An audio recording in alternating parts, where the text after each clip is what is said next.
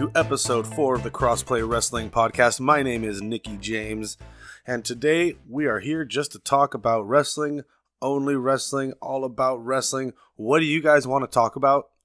You can let me know on Twitter at CrossPlayPod. If you want, you can also read the blog over at crossplayentertainment.wordpress.com. If you like what you're hearing, you can also support us on Patreon if you'd like at the $1 or above level over at patreon.com/crossplayentertainment. If you have any suggestions for the show, segment ideas, anything like that, guys, send them over to our Twitter. We love talking to you guys and hearing from you. So today's going to be a pretty easy show, guys. We're just going to talk about, we're going to run down Raw and Smackdown really quick. I'm going to give my, quick opinions. And then we're going to do a quick Summerslam rundown. And I think that's going to give us, enough content. We're pretty loaded today with only a couple topics, but they leave us a lot to talk about. So let's get right into it. Raw is War was the other day. Oh, pretty terrible episode. Just a whole lot of nothing. It was pretty boring. It was kind of, the typical go-home show to SummerSlam or to any pay-per-view. It was just a lot of make this guy look strong or make this female competitor look strong. The show started out with this thing that's ongoing between Dean Ambrose and Seth Rollins, and man, I am so over it. I don't care about this feud. Not this feud, but I mean like this love story, this bromance they got going on. It just doesn't interest me, and I don't know why. I kind of feel like Dean Ambrose and Seth Rollins have kind of fallen into this pit of despair that I'm kind of seeing among wrestlers such as Bray Wyatt or Randy Orton, where I just don't care about them. I don't know if it's me. I don't know if it's them. A part of it might have been that I wasn't around for the Shield. To explain a little bit of my history, I started watching wrestling somewhere around 1995, 1996, and I stopped about 2009 maybe, and stopped watching until 2014. So I actually missed a good chunk. I missed the bulk of Daniel Bryan's career. I missed, about the second half of CM Punk's career. But man, I'm right here for Bo Dallas, baby. But yeah, I don't know what it is. I just don't really care about this feud. It seems so telegraphed and so I get that wrestling's a soap opera. It totally is, and that's kind of one of the things I love about it, but I'm not interested in this angle. I don't know. I expect them to put on a good match. They're both really good athletes. They both put on great matches at a constant clip. I have beef with Dean Ambrose's suicide dive, but we can get into that at another time. It's pretty much the worst in the business. It's horrible. We call it the slowicide dive in my house because when he jumps through the ropes, he goes at such a slow speed, like he's traveling through molasses. Moving on. So I already talked a bit about, Bray and how I've kind of been I've become really disenchanted with Bray Wyatt ever since the feud with Randy Orton and the House of Horrors. It's, I talk about it almost every podcast, really. Every wrestling podcast, I think I've brought up Bray Wyatt. He's just a whole lot of boring. I mean, go listen to the last episodes if you want to know how I feel. He comes out, does the same promo, and gets beat. Wash, rinse, repeat every few weeks. At the end of the match between Bray Wyatt and Finn Balor, Bray poured what Michael Cole called some sort of acidic liquid onto Finn. It was blood. They didn't want to call it blood for censorship reasons and all that, but it was really rad because it was pretty old school. Like that was some old school stuff, like when Sting and Vampiro did it in WCW. They were dumping pools of blood, like literal backyard swimming pools, the cheap ones, full of blood on each other. It was pretty hardcore, and I don't know, it's cheesy and dumb, but it's the coolest thing Bray Wyatt's done in a long ass time. So I'm down. What else? What other notes do I got for Raw? Akira Tozawa won the Cruiserweight title. How about that? I love Akira Tozawa. He's brought new life into the Cruiserweight division. He's really interesting to watch. I liked him when he debuted over on the Cruiserweight Classic last August. He had these brutal suplexes where he would bridge and they were just really snappy, and he would bridge. He was really, really impressive. And he kind of took a lull for a while with the rest of the Cruiserweight division while Raw was kind of treating them like garbage. But really this last month or so, kind of with the Titus O'Neil thing, holy crap, it worked. He's kind of been on the upswing, and he just won the belt, and I'm on board. The power of Tozawa. Anyway, he's the shit. I love him. Let's move on. Paul Heyman came out at the very tail end of the show, and they were doing this, all four competitors in the ring at the same time. So there's going to be a brawl. Again, that's what I mean. That's what my problem was with this episode, is it was very by the numbers. I knew what was going to happen the whole time, and it was made worse by the fact that Paul Heyman came out, and while he was introducing Brock Lesnar, he went on this rant for I don't know, I don't remember how long it was. It felt like 7 or 8 minutes, maybe even longer, of just nonsense. I'm starting to it's starting to get hard to stand up for Paul Heyman, to those that don't like his in-ring work or, his mic work, to say. I defend him a lot, and it's kind of getting harder because he's just starting to ramble. He's just this big walrus that comes down to the ring and says the same shit, and it's getting pretty old. Anyway, it really put a lull in the segment, and Samoa Joe came out next to this. The ring was surrounded by security guards. He shoved one of the security guards getting in the ring. It was really funny. It was like a bully move. And at the end, guess what? Oh, there was a brawl. And then the security guards were trying to hold Brock Lesnar in a corner and hold Braun Strowman in the other corner. And you're like, oh, they got him. They got him. They're not going to fight. And then, you'll never guess what happened next. Brock Lesnar is so strong, he went, and all the security guards went flying, and then so did Braun Strowman, and they're like, how do we control these monsters? And you're like, man, there's certainly no stronger people in this building they could use that they've done a million times before in this angle, just like they did with Brock Lesnar and The Undertaker not too long ago. They'll bring down the jobbers. Bring in the clowns. Here comes Kurt Hawkins. Kurt Hawkins, by the way, slides in the ring and pretty much spears Brock Lesnar and puts an impact into Brock. It was really funny. Brock stumbled back a little bit from little baby Kurt. It was awesome. By the way, no. It was Kurt Hawkins. All in all, a pretty terrible episode of Raw. Wasn't impressed. The best part of the match the night was Nia Jax for Sasha Banks, which was incredibly stiff. It was in the front end of the show. Really good to watch. Nia Jax is still dangerous in the ring, and I think she needs a lot of work, but that match was entertaining, and Sasha bumps hard, man. She takes hits really hard. Moving on to SmackDown. I've spent way too much time on Raw. Moving on to SmackDown. Not, by the grand standard or the gold standard, not a fantastic episode, but still very, very good. I just have a few notes here. Fashion Peaks needs to wrap up soon.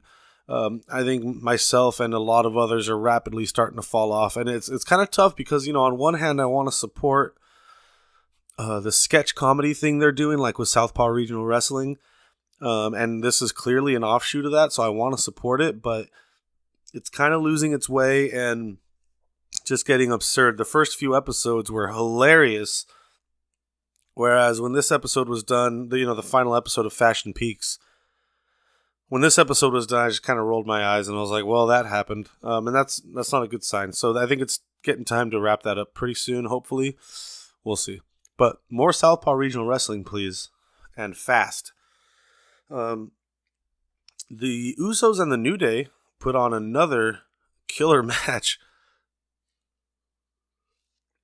Yeah, I'm not a big fan of the Usos. I haven't been historically. When they came out with this new gimmick, I thought it was really hard to believe. It's hard to suspend my disbelief enough to be intimidated by either of them. When just a few weeks prior, they were coming out in bright colors and playing hard in the paint, etc. But anyways, like any true wrestling fan, you can win me over with good matches. And that's what they've been doing over the last month with this program they're on with the New Day, just putting on really, really good matches. So it's really cool to see. I'm actually starting to become a fan. I might be most excited for the Usos versus the New Day at SummerSlam because they've just been putting on solid matches. So keep it going, Usos. You might just gain a new fan. During that match, though, it was weird. I kind of was hit with a realization. Kofi is weak, like physically, upper body strength wise. He was trying to do a backbreaker to like Jay, and he just couldn't lift the dude. And Jay is not that big. Like, I could lift Jay no problem, and I'm not buff by any means. But anyway, it was interesting to see. I'm looking forward to their match at SummerSlam, though. So moving on to the main event, which was Cena versus Jinder Mahal for a go-home, to SummerSlam. It was a really good match, actually. It was pretty entertaining. The Singh brothers got ejected about 8 minutes into it. And you were accepting the fact that this match was going to be over soon and it was just going to be a regular whatever match. So what happens is John Cena tries to do the attitude adjustment on Jinder. Doesn't put him away. We got to make Jinder look strong going into SummerSlam. And, he hit him with a top rope one, or second rope, rather, attitude adjustment. And he went for the pin. Ref counts 1, 2. Baron Corbin slides in the ring with his Money in the Bank briefcase, hits John Cena, knocks him off. And, the match is obviously over at this point. And I got hyped. I was like, oh, this is going to get really, really interesting. And then Baron Corbin hits John Cena with the briefcase and then rolls out of the ring and walks up the ramp. And I was just deflated. I was like, of course, WWE. I was already giving them a bunch of crap. Of course you would do this. He gets up the ramp. He looks at his briefcase. He runs back into the ring. And he's like, I'm cashing this in. Here we go. And I marked out so hard. And so did the crowd. The crowd went nuts. He cashed it in. The referee, gave the briefcase to the timekeeper. Got back in the ring. He was checking on Jinder Mahal to see if he was okay, if he could even, compete. And Baron was standing in the other corner, keeping one eye on John Cena, who was knocked out on the apron, trying to get up. The ref called the match to start. Right when the bell rang, Baron Corbin turned around, socked John Cena, who fell off the apron, turned around right into a roll-up from Jinder Mahal, and 1, 2, 3, it was over. What a burial. What a burial of Baron Corbin. Guys, I think what has happened here is we are witnessing Baron Corbin being put back down on the mid-card, which I don't enjoy realizing because I'm a huge Barry Corby fan and his expressive belly button. But I think what happened was they gave him the briefcase thinking, this was all going to turn out great for him. He was going to go on a big push and get popularity, and that didn't happen. And I think they're taking the belt off of not the belt. They're taking away his title opportunity. I think they just had him lose tonight, and I think this is a burial we're witnessing, and I think he's going to go back down to the mid card. I think he's going to lose to John Cena at SummerSlam, and I think he'll go back down to the mid card. And I hope I am wrong. I would not take joy in being right in that at all. So moving right along. Now, that was Raw and SmackDown. Raw was, pretty crappy. SmackDown was better, but let's move on to SummerSlam now. So SummerSlam is taking place this Sunday, August 23rd at the Barclays Center in New York. Once again, it's the second year in a row, so it's been pretty consistent there. They used to come to LA every year. Now they're going to New York every year. I think it's cool that they do that. They make the big pay-per-views kind of hang out around certain cities for a few years. But I'm not going to spend too much time on this. We're already getting into the 15-minute mark on this podcast. I want to wrap it up, let you guys get on with your day. So I'm going to try, I get long-winded. I'm going to try to give my quick predictions and then move on down the list. So let's start with Big Show versus Big Cass. This feud is weird, and I like it. I love a good classic grudge match or grudge feud. This is really cool to see. I think Big Cass is going to win. obviously. Enzo's in the shark cage.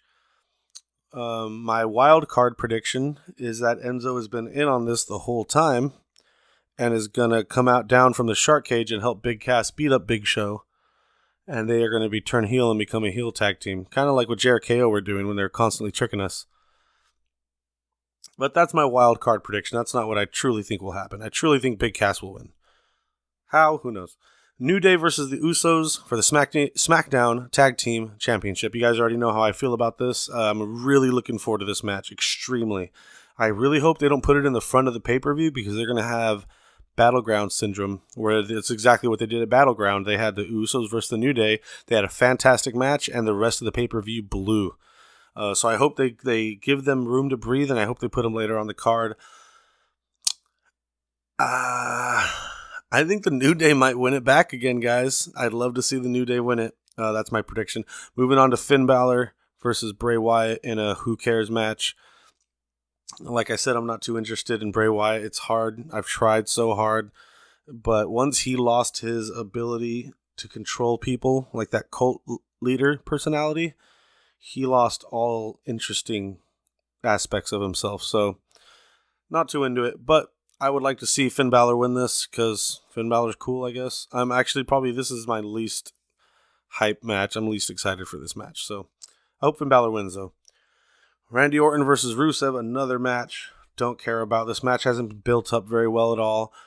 It's hard for me to be into Randy Orton, kind of for the same reason of Bray Wyatt. I respect Randy Orton an immense amount for the time he's put in and his professionalism and his just solid in-ring work.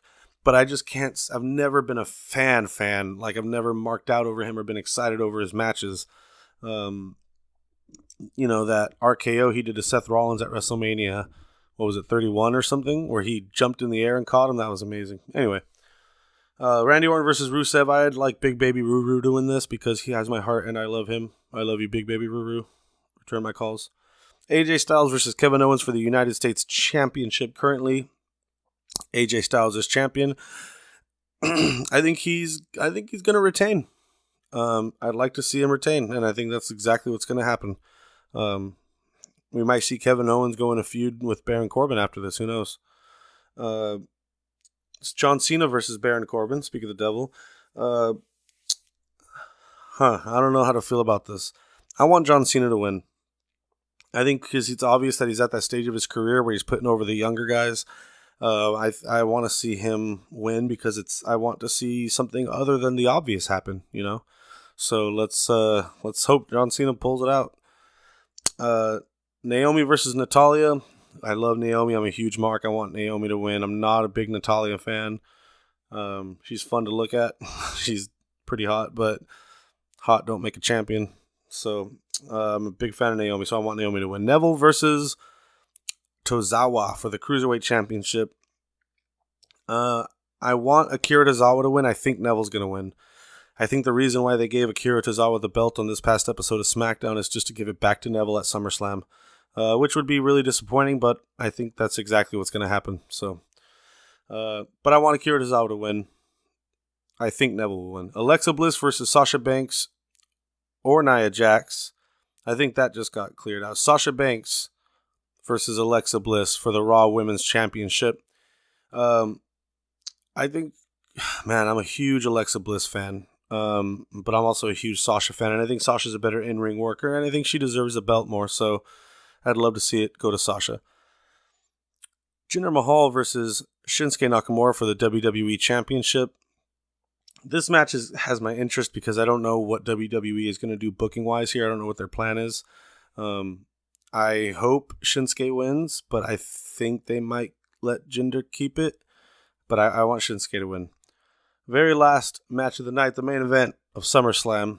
Brock Lesnar versus Braun Strowman versus Roman Reigns versus Samoan Joseph for the Universal Championship. Brock Lesnar. I think he's going to win. I want Braun Strowman to win because I'm just a huge mark for Braun Strowman. But I think Brock Lesnar will win. If he doesn't, I think Roman will take it. But I think Brock's going to keep it. Yeah. That's that. He's gonna be probably cleared to fight from that US ADA, whatever it's called, doping agency that the fine he had from the UFC is going to be clear of that in December. His contract for WWE runs out at WrestleMania, so I think he's going to hold the belt, maybe even until WrestleMania. I don't know. I just don't see him taking it off of Brock quite yet, but I would love for Braun to win. So, guys, thank you very much for sitting here and listening to me talk for 20 minutes about wrestling. If you want to ask any questions, if you have any segment suggestions, anything like that, send me a message on Twitter at CrossPlayPod. And you can also talk to us on our blog at crossplayentertainment.wordpress.com. And I want to take a second to thank all of our supporters on Patreon for supporting us. If you guys want to support us as well, you can over at patreon.com/crossplayentertainment. Guys, thank you so much for joining us. We do this podcast every Wednesday, so expect it. Love you guys. See you next Wednesday.